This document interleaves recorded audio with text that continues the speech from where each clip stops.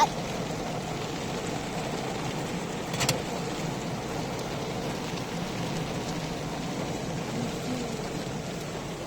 Oi, galerinha.